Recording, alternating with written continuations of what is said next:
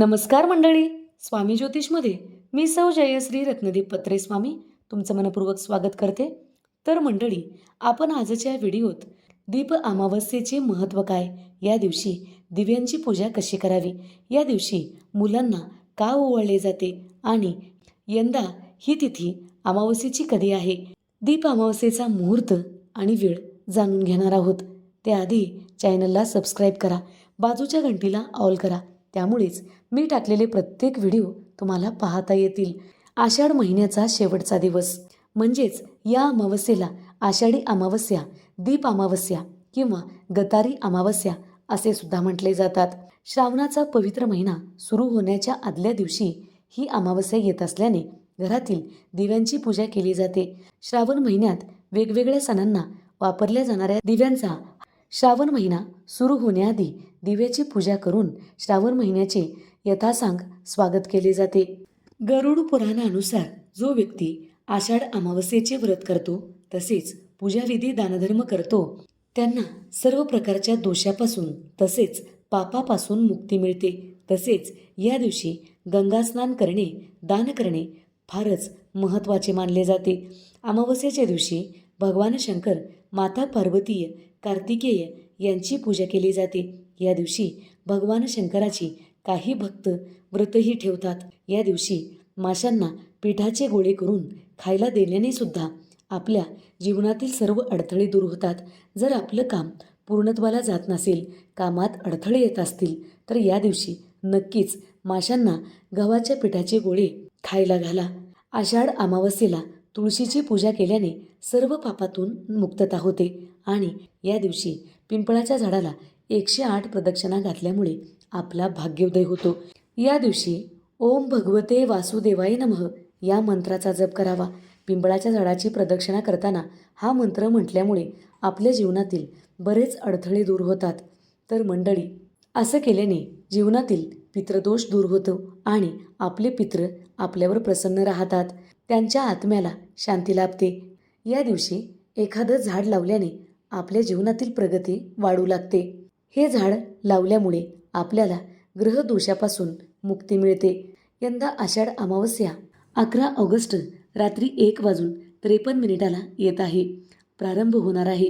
तर दुसऱ्या दिवशी म्हणजे बुधवारी 11:06 समाप्त होईल आणि उदय तिथीनुसार म्हणजे 12 ऑगस्टला आषाढ अमावस्या किंवा दीप अमावस्या साजरी केली जाणार आहे. चला तर जाणून घेऊया दिव्याची पूजा आपल्याला कशी करायची आहे.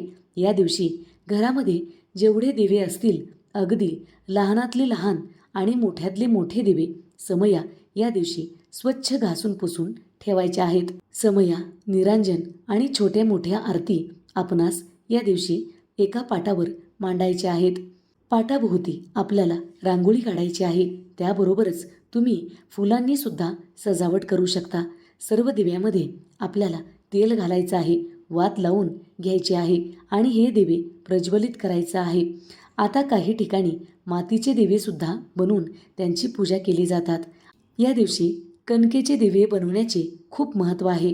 कणिक मळताना त्यामध्ये थोडीशी हळद टाकली जाते आणि थोडासा गूळ सुद्धा टाकला जातो. दिवे आपणास 11 बनवायचे आहेत. थोडीशी हळदसुद्धा त्यामध्ये टाकलेली आहे. दिव्यामध्ये लांब वाती लावायच्या आहेत. दिव्यांना हळदी, कुंकू, फुलं, अक्षत वाहून पूजा करायची आहे. त्याचबरोबर आरती देखील करायची आहे. नैवेद्य देखील अर्पण करायचा आहे. दिव्यांना हळदी, कुंकू अशा रीतीने आपल्याला पूजा करून घ्यायची आहे. आता हे जाणून घेतलं पाहिजे, या दिवशी लहान मुलांना ओवाळायचं कारण काय आहे. आपण लहान मुलांना वंशाचा दिवा असे म्हणतो, म्हणूनच या दिवशी लहान मुलांना ओवाळण्याची पद्धत आहे. आपल्या संस्कृतीमध्ये दिव्याला खूप महत्त्वाचं स्थान आहे. दिवे लावून आपण अंधार दूर करतो, ज्ञानाचा प्रकाश प्रज्वलित करतो. म्हणूनच संध्याकाळी शुभम करोती ही प्रार्थना आपण मुलाकडून करून घेतो.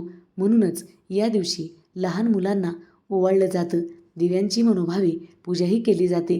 घरातील इडापिडा टळावी, अज्ञानाचा अंधार दूर होऊन ज्ञानाचा प्रकाश घरात प्रज्वलित व्हावा. प्रार्थनेसह दिव्याची मनोभावे पूजा केली जाते.